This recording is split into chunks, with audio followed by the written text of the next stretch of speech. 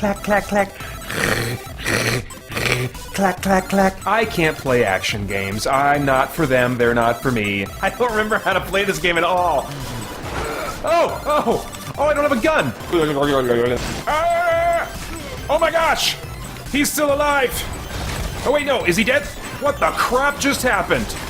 Oh my gosh! Mission in Section F. What the crap? Oh my gosh! Oh jeez!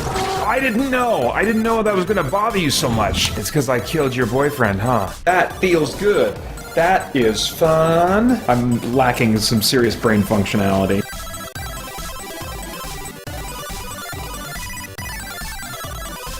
christiangeekcentral.com. Hey, I'm Peter Franson from christiangeekcentral.com and Spirit Blade Productions, here to give you my top 10 games of E3 2018, as well as some general and final thoughts about E3 2018 in general. Let's just jump right into it. Number 10.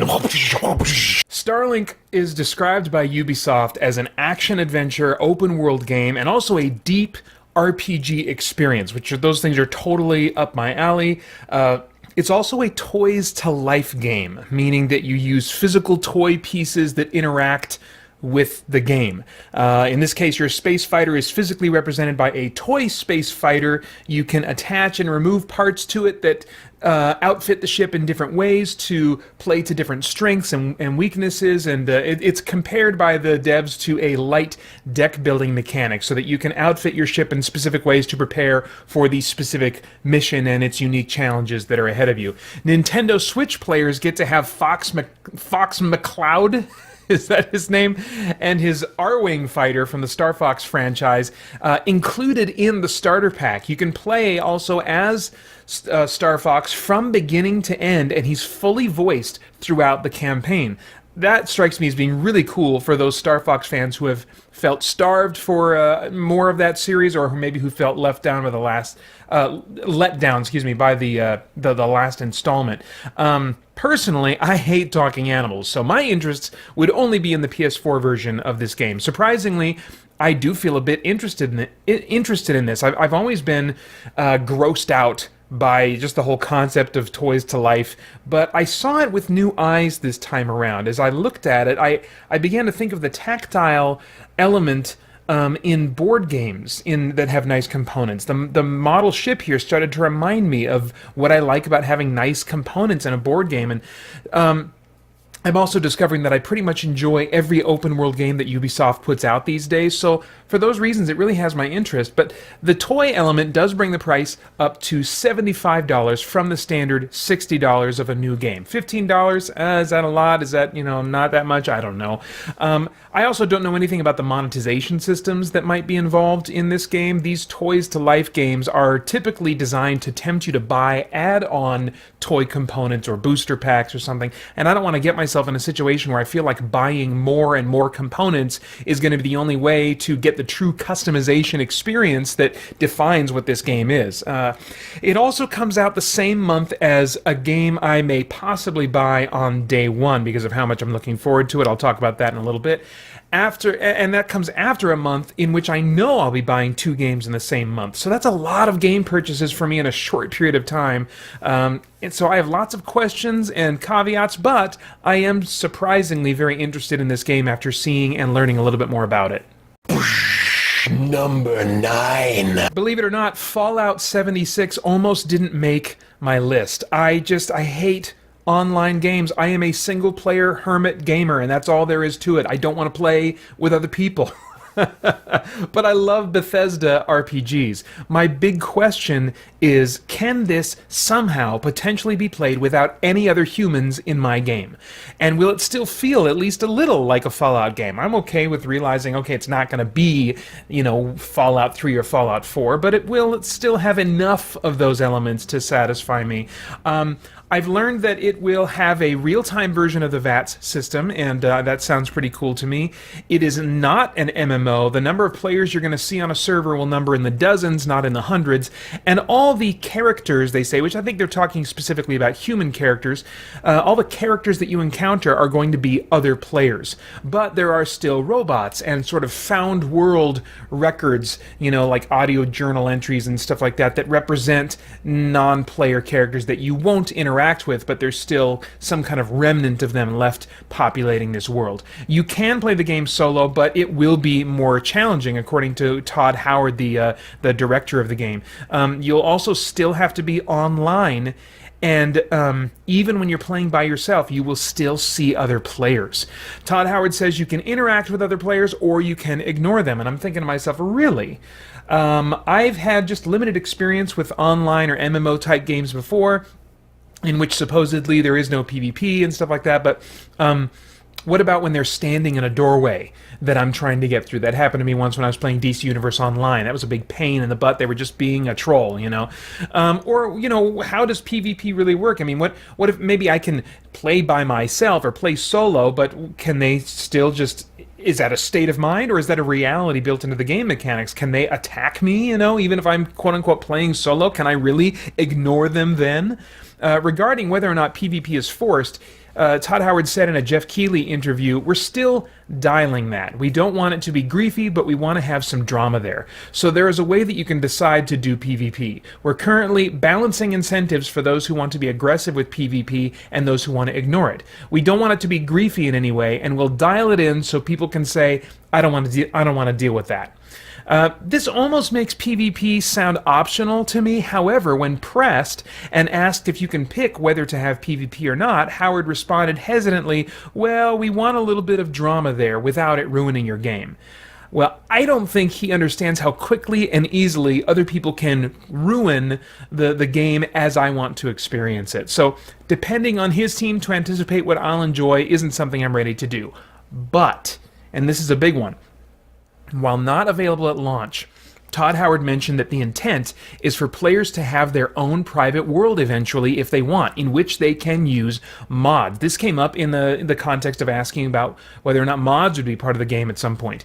But this sounds like it might be my entry point for having the solo experience that I really want. Not because I especially want to use mods, but because it would give me that chance to have my own private world with no one in it but me.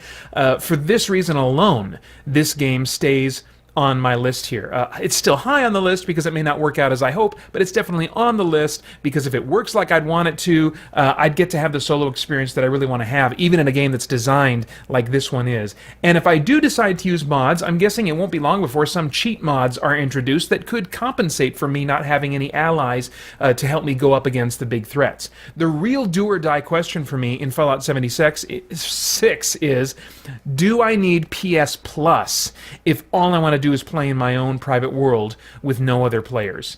I have no interest in paying for PS Plus. I have no interest in playing this on PC where you wouldn't have to pay for a service like that. So if the game requires me to do that when I'm playing it on PlayStation 4, that is instant rejection for me, despite all the other things it might have going for it. And that's why it's so high on this list for me. Number 8. Looking into Ghosts of Tsushima more, I learned it's an open world game, emphasis on open. It's meant to emphasize player choice. It's also meant to feel dangerous, like you're always 2 steps away from death. Like if you put that controller down, you are dead, so don't do that. They said that you can get away with hammering square early on, but not for long. It's designed to be approachable by either stealth or by coming out swinging with your sword. So player choice in how to approach all situations is said to be a high priority for this game. When pressed on whether new abilities are unlocked in a skill tree or just learned by the character as you play, the dev said the abilities are learned. That seemed like an imprecise way of asking the question. So I'm unclear what that entails, but if I can't grind for XP with side missions to unlock abilities, and the game is intended to feel dangerous, it may end up being too hard for me to enjoy. I'm just not very good at games. Combat features chain assassinations where time slows down while killing one enemy, giving you a chance to move the camera, target another enemy, and quickly press a button to continue that chain moving forward. The world is grounded in terms of not having magic, so it's not based on Japanese mythology, but rather Japanese history. But it's still a fictionalized version of ancient Japan at the dawn of gunpowder. And it clearly in the visuals, it seems like they're going for kind of a stylized look inspired by film. The story is about a samurai having to change the way he approaches life after watching his fellow samurai die for their lack of willingness to change in the way that they would need to. While the samurai is largely motivated by honor, this character will basically have to slowly learn the ways of a ninja for the sake of saving his people from marauders. He's going to have to change from an attitude of fight with honor to an attitude of whatever it takes to win. And that sounds like a ripe opportunity for the developers to make some moral or philosophical value statements. So I'm going to be all ears waiting to hear what they have to say in that regard. I also wonder what Assassin's Creed fans will think of this game. It's possible that for some Assassin's Creed fans, especially those who have wished in vain for the series to get over to Japan, Ghost of Tsushima may be more Assassin's Creedy than the latest Assassin's Creed game, especially given the huge changes coming in Assassin's Creed Odyssey that veer away from, well, being an assassin, but more on that maybe a little bit later. So anyway, the jury is way out for me on Ghost of Tsushima, but I look forward to seeing more. Number 7. I'm really enjoying playing Assassin's Creed Origins and all the RPG influence changes that it brought to the series. Assassin's Creed Odyssey is now kind of completing that transformation, changing the series into a full-blown open-world action RPG franchise going forward. It will now have special abilities that you can map to your controller, 8 at a time to kind of hotkey, and also branching dialogue that leads to different quests. All that stuff sounds really great to me. Now, Odyssey will have a heavy naval focus, which I'm not a fan of, as I had trouble getting the hang of boat combat in Assassin's Creed 3. Though I did hear that it was much better in Black Flag, which I didn't get very far into before losing interest, and that game is the inspiration for the naval combat in Odyssey. Strangely, it's confirmed that the hero in this game, whether you choose the male or female hero to play with, will never use the trademark hidden blade, and won't even be an assassin, since the story takes place 400 years before the birth of the Brotherhood of Assassins. Now, in light of the natural questions that this would raise, a Ubisoft rep said that, to him, the Assassin's Creed series has always been more than just about being an assassin, but is about visiting a pivotal moment in history. That said, I also learned that stealth and stealth kills are still used if you want to go that route. But it certainly isn't the default. And I suspect that the Spear of Leonidas, which you carry around, only actually the broken tip of it, I suspect that's going to function similarly to the hidden blade when you're doing stealth assassinations. Socrates will be a character, and you will have opportunities to discuss philosophy with him. Socrates will ask the player character about their choices with an aim to make the player themselves reflect on their own choices. And in a surprising moment while talking about this, a rep for the game said this. Obviously, Socrates will question you, so he was very strong on questions, and he'll question you about the choices that you've made, the actions that you have taken, and try to make you, as a player, reflect on the choices that you have made. Have you made the right choices or the wrong choices? But we know that there is no right or wrong choices, so all those discussions with Socrates are, for me, a highlight of the game. Now, English isn't his first language, so maybe something was lost in translation, and he could just be referring to how the game is designed so that players their progress or their enjoyment of the game isn't hampered by a particular choice. But given the morally relativistic leanings Ubisoft has repeatedly displayed, both in and out of their games, could this also be rather an expression of the reps and Ubisoft's worldview about morality, about right and wrong? Has someone from Ubisoft actually come out and blatantly expressed moral relativism as the worldview that they assume to be true? Now, I'm probably making way more out of this than I should, so I don't want to follow that rabbit trail any further, but at the very least, it was noteworthy to me. It will be interesting to see if the gameplay choices provided in branching dialogue will allow me as a player to hold fast to biblical values and principles as my character, or if it will just provide an illusion of choice where I have to choose between their limited bad options in a sort of BioWare style of forcing tough choices on you. Replacing the assassins to represent the sort of Assassin's Creed lore in the game will be a number of first civilization artifacts that the player will run into. For those unaware, in the Assassin's Creed mythos, powerful godlike aliens were on Earth before humans, accounting for early legends of gods and leaving behind artifacts that even account for the miracles of Jesus according to the Assassin's Creed timeline. Fans have been wanting them to return to this part of the lore, and it looks like they might in Assassin's Creed Odyssey. It will also reportedly touch on the origin of the war between, quote, order and chaos, which in yet one more way shows the leanings of Ubisoft toward Eastern religions, which are not going to talk about right and wrong so much as, you know, this idea of order and chaos. And I talked about Ubisoft's leanings a bit more in my reaction to their 2017 E3 press conference last year. I think that Ubisoft, more than any of the big console creators or any other large AAA publisher in video games, has some strongly held beliefs that they use their games to promote. Beliefs they seem to truly believe represent diverse and inclusive thinking, but are actually, when you look at them more closely, exclusive and intolerant in some very specific and notable ways. So I'll be very curious to see what further kind of alternate history they want to present in Assassin's Creed Odyssey and what it might reveal about the worldview Ubisoft would collectively like to promote. This game, Assassin's Creed Odyssey, is somewhat high on my list only because I'm playing Assassin's Creed Origins still right now, and I'm not confident I'll finish it by the time Odyssey releases, so I have no reason to get hyped for more Assassin's Creed just yet. But I'm loving Origins, and I'm confident I'll really enjoy the gameplay of Assassin's Creed Odyssey as well when I'm ready to play it. Number 6. From the maker of Castlevania Symphony of the Night and all its handheld spin-offs that I enjoy so much, Bloodstained Ritual of the Night looks like one I'm really going to enjoy if it ever comes out. For those not familiar, it's a side-scrolling action RPG like those handheld Castlevania games and Symphony of the Night. So side-scrolling action RPG with tons of vertical exploration with gear and abilities to gain and upgrade as you explore a giant map, unlocking areas through non-linear gameplay. It's been in the works for years and has been delayed at least once. It, I think, was supposed to come out in 2018 at one point, but on the IGN stage at E3, the developer only confirmed that they will be announcing the release date this year, though he also described that announcement as coming very soon, so I don't think we need to rule out a 2018 release. So it's staying fairly high on my list because I don't dare get my hopes up for a release that may still be a while off. And I also haven't finished all the handheld Castlevania games yet, so while I'd much prefer to play games like this on a TV, I don't have any shortage of this type of game by the same creator available to me right now.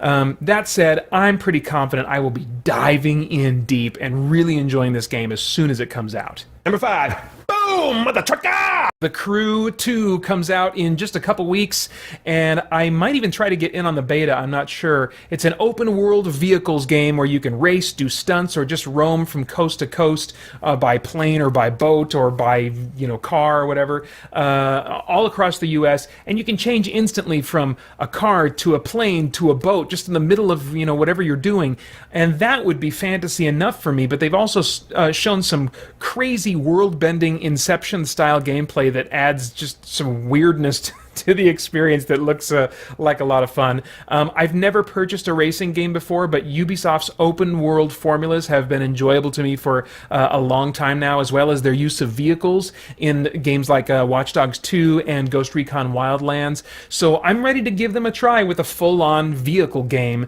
that sounds like a great, just kind of chill out activity for me when the workday is done. It's still a bit of a gamble for me, but I think I have a good chance of really enjoying The Crew 2. Number 4.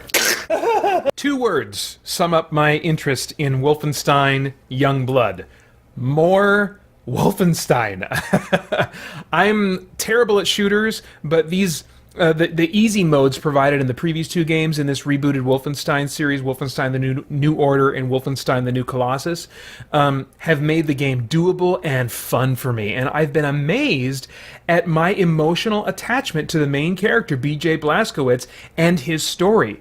The trilogy isn't over yet, and this game looks to be another short, standalone DLC type game like Wolfenstein the Old Blood was, especially given its similarity to that title. You know, the Old Blood, Youngblood. Youngblood is optionally co-op and follows the story of BJ's twin daughters, all grown up 30 years later in the 1980s of the Wolfenstein's alternate history in which the Nazis won World War II. I'm so ready for more of the same kind of action, and also to get some insight on what BJ was like as a father. As the trailer suggests, the heroes will be kind of reflecting on what they learned from him as they go through the game.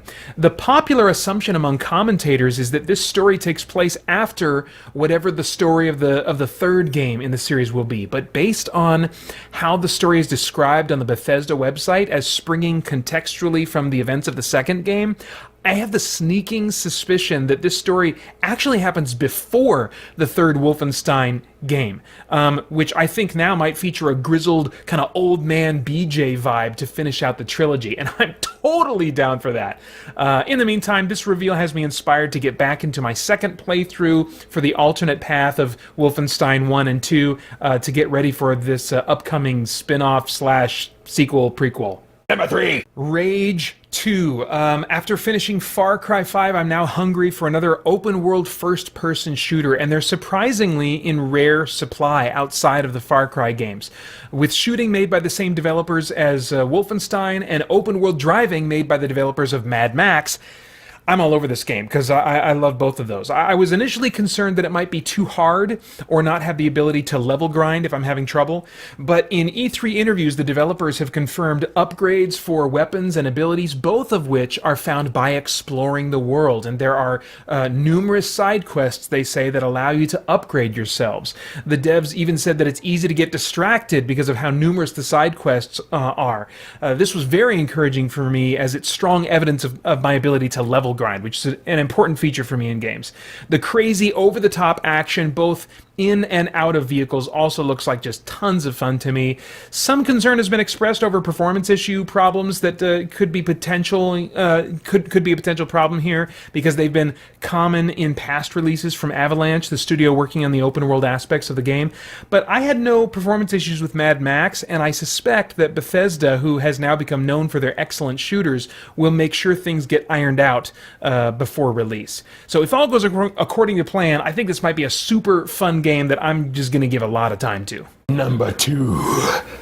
For years now, I've wanted an open city superhero game. I know the Arkham games exist, and I am playing through the first one. I understand they don't really open up until like maybe the second game or so, and I'm playing through the first one before the second for the sake of story. So Saints Row 4 at this point is the closest I've come to a high-flying open city superhero game. And while my dream would be for a Justice League open city game, this Spider-Man game looks so fun and beautiful. I think I'm going to love it. Combat looks easy enough. I also saw an ability wheel pop up at one point during a gameplay video that paused combat while an ability was selected, and I really like those kinds of tactical pause elements in action or real-time games. Web slinging through the city just looks freaking liberating. It's reportedly easy to do, but also meaty enough as a system to make mastering it a fun and rewarding challenge. I can totally imagine firing up the game on a weekday night just to swing around between rooftops without doing anything else. The devs also confirmed that after the main story, you can return to the game world to finish side quests and do various activities, and that also optional side missions allow you to earn new suits and currency to upgrade your capabilities in various ways. You also earn XP to level up and earn skills, so I can officially level grind, woo freaking who, again, very important to me. They've showcased about 5 villains so far with promises that there are more. Miles Morales, a character from the comic books that becomes Spider-Man himself in an alternate universe that eventually is, I guess, joined with the mainstream Marvel universe. I haven't gotten that far in my reading yet. But Miles Morales was also once confirmed to be part of the game, but hasn't been mentioned since that I know of. They've been keeping a lot of the story under wraps, so I'm wondering if we're about to be treated to a much more expansive representation and celebration of the Spider-Man universe than we have dared hope for. Either way, this is a day one purchase for me, and I can't wait to play it. Number 1! Almost every game already mentioned on my list has a lot in common with a game I've already played recently, but not this one. Dragon Quest 11 looks to be both a return to and a refinement of, I should say, classic turn-based JRPG gameplay. This formula has been slowly modified over the years, most notably by the Final Fantasy series, to the point where there are almost no AAA games that use an honest-to-goodness classic turn-based system in their JRPGs. Some have added real-time elements like an active time meter or real-time combat with tactical pause.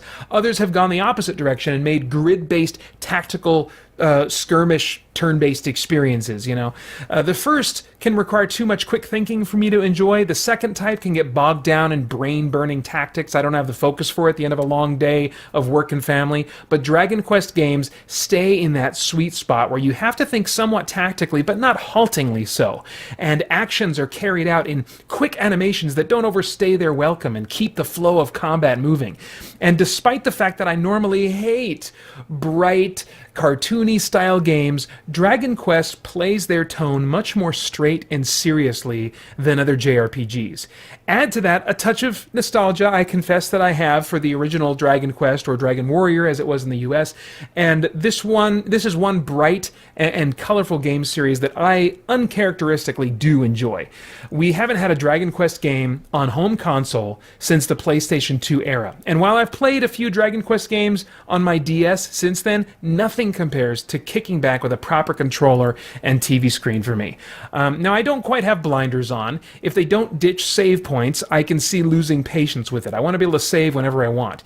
And it's always possible that the series will hold on to some of the minor annoyances that caused me to put down Dragon Quest VI a few years ago on handheld, but Dragon Quest VIII was such a great experience for me and is loved by so many fans. I can only imagine they'll want to build on that success and use that as their source of more recent inspiration. So I am in eager anticipation to find out if they do, as I would love to return to this all too rare kind of game experience. Okay, let me wrap up with just some rapid-fire general thoughts about E3 2018. I did watch the Devolver quote-unquote press conference. It gave me some good laughs. Maybe it will for you too if you don't mind some F-bombs and really, really dark, gory humor.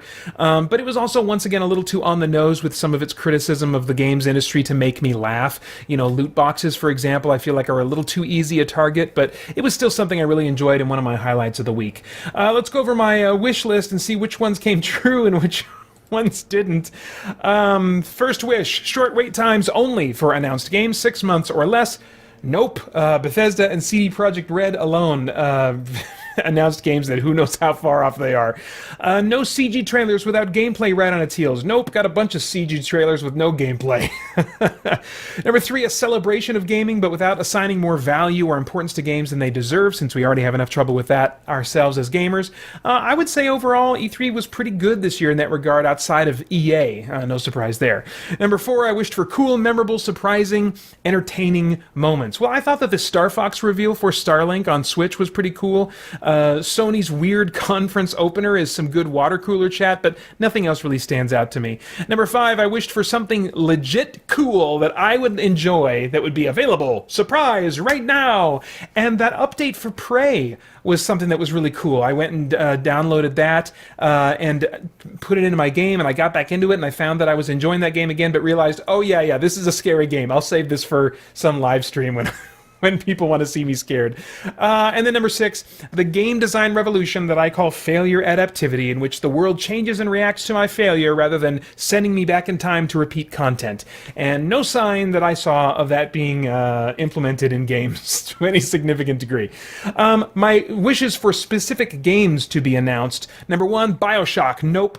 Number 2, Singularity. Another Singularity. Nope. Number 3, a single-player Justice League open-world game. Nope. Number 4, Bloodstained Ritual of the Night and other Symphony of the Night clones with a 2018 release date. Nope.